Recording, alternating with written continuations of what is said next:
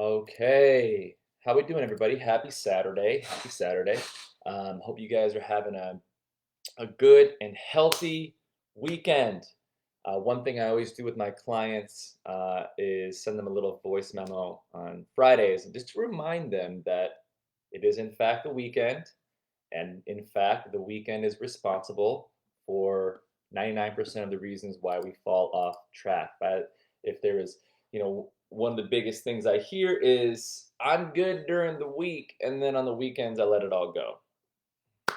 I've made many videos on that, and I'm sure I'll make many more. But today I want to talk about some of the psychological traps that we fall into and why we stay stuck. And I guess, as I write this and as I give this video, what really stands out to me and what I think the umbrella issue is just a level of awareness we're putting on, or we have with ourselves and the choices that we're making.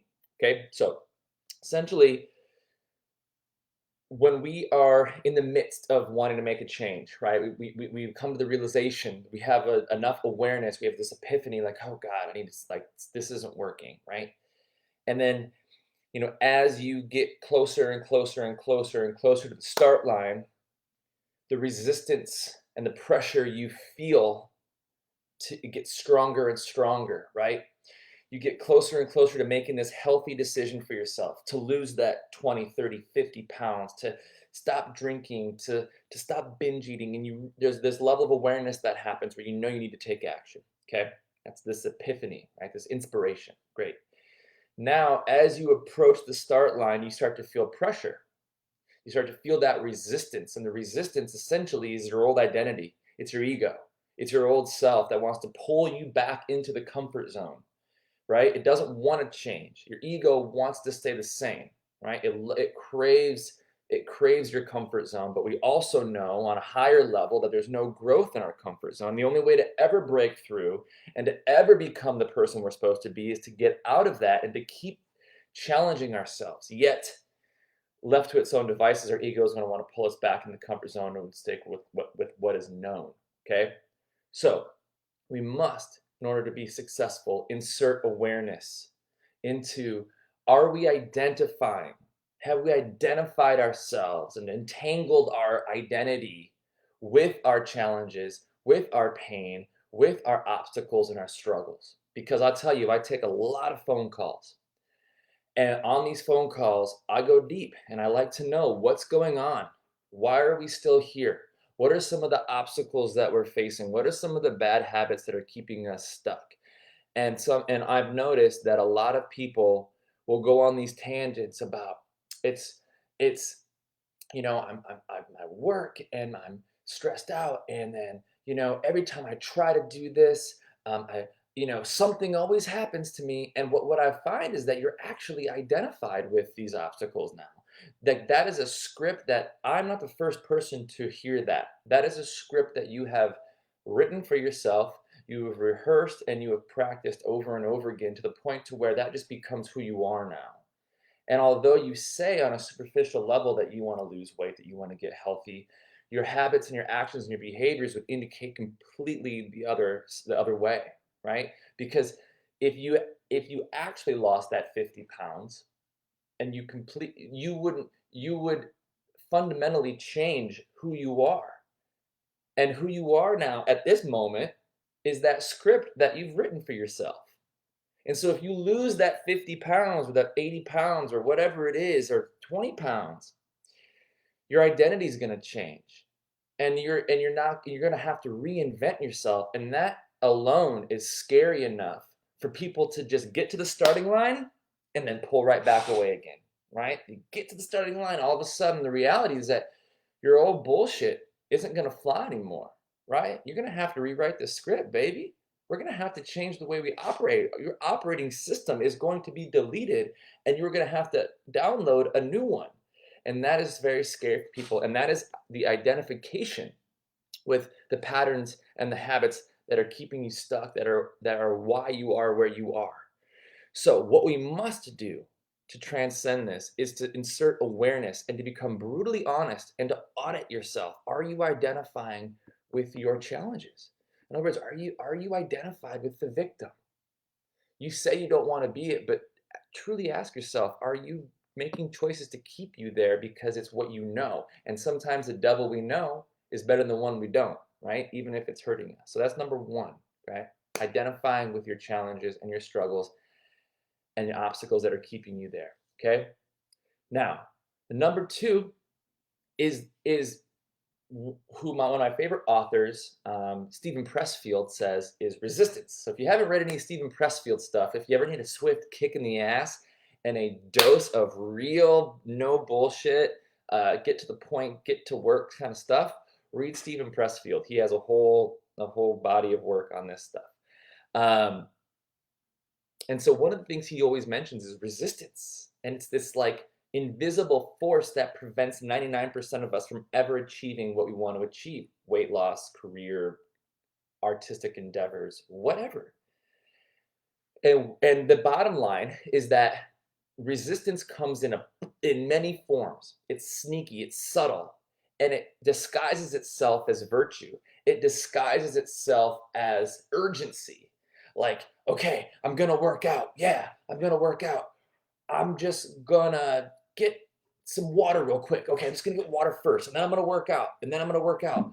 Okay, oh, and now I'm in the kitchen, and I realize that these dishes need to be done. Huh? Okay, so now I'm gonna do these dishes, and so you realize that it's so easy to just keep finding little things, little tasks. Oh, I got to get to that email first, and then I'm gonna work out. That all of a sudden the day goes by and you haven't fucking worked out. It's recognizing like what is urgent versus important. And I think the task that we all have to face and we all have to confront in order to become the best versions of ourselves is to be discerning on what is urgent versus important, because we can spend our whole lives only doing what's urgent and never what's important. What's urgent? The email, the dishes, the work call, the kids, whatever. Urgent, fire, putting out fires all day long. The illusion of productivity, the illusion of accomplishment, but we never actually do what's important. What's important? Spending an hour a day on your health and fitness, right? Spending an hour a day working on your book or developing your skills to get the next level of a career that you want, right? Doing the meditations to make you a more aware and centered person. The important stuff isn't urgent. So we can keep pushing it off, pushing it off, pushing it off until one day we realize it's too freaking late and we're old and the good fight's over now. So we have to stop convincing yourself that you're too busy, that now's not the time, and that because the kids are this and then the work is this, because you will tell yourself that lie forever. And then you will never get what you want done. And you will burn through another decade in the same place you are now, if not worse, because you've only ever tended to what's urgent and not what is important. So you must prioritize the important stuff first, take care of it first, put it in your schedule, make it real, hold yourself accountable, make it non-negotiable, or else you're basically going to be stuck in this endless cycle of procrastination, putting out fires, identifying with your obstacles and your challenges, and never actually moving the needle, but convincing yourself that you're busy and convincing yourself that you're productive, but actually you're just maintaining what the status quo through only tending to what's urgent and not ever focusing your time and your energy on what is actually important. So, huge thing there, guys. One of my favorite quotes I want to finish this broadcast off with is, we have to let go of who we are in order to become who we might be. So in order to become who we might be, we have to let go of who we are. I don't know who said that quote, but it sticks with me and it's powerful. Okay? So if we think about what that means, if we break that quote down, it's like who we are is an amalgamation of our experiences and our perspective and our level of awareness and our level of competency, and who we might be. We all this signal that these flashes, this vision of our higher self, the best version of ourself. We all know we can achieve it. We all know it's there. And the chasm, the bridge that from where we are and to where we want to be is the task that we're all facing. It's the task that we're on.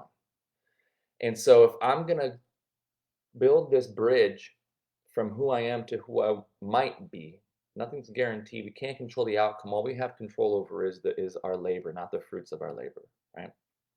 But if I'm going to build this bridge from who I am currently to who I might be, I have to let go. I have to cut the cord. I have to quit the bullshit. I have to quit lying to myself. I have to quit convincing myself that tomorrow's the day to start and not today, because tomorrow turns into 10 years. I have to quit making excuses as to why I can't eat healthy, as to why, because my kids like to eat chicken nuggets, so I have to eat chicken nuggets. Well, you're an adult, excuse my French, and you're the one that puts that food in your mouth, right? I don't care if your husband's a picky eater. I don't care if your kids like to eat fish sticks. You have to make the one who's in control of your life. And all these little choices, we have to cut the cord of who we are currently in order to become who we might be. So there you guys go. A little bit deeper than I had planned on going on a Saturday here. But sometimes when inspiration strikes, I just want to make sure that I get it out there. My objective is to bring as many people as I possibly can to their best version of themselves, including myself. And a lot of this is for me too, to get it out there and to step into this role as a leader for you guys, but also for me, because it forces me to become the version of myself that I want to be. This is me building my own bridge through helping you guys. And so, guys, if you need help with this, I want you to shoot me a private message or just comment below, and we can hop on a call. I'm giving a free call away with a weight loss accelerator meal plan right now. And so we'll talk about how we can get you from where you are to where you want to be. And we're going to break down the obstacles that are keeping you stuck. All right. I've been a trainer for 20 years, guys. So there's no doubt in my mind that whatever you're dealing with right now, I've seen it before and I can help you get through it. Okay. So let's drop a comment below. Let's shoot me a private message. Let's get on a phone call and we'll figure out how we're going to get you to that place you want to be. All right, guys, have a fantastic weekend, and I'm going to check you all later.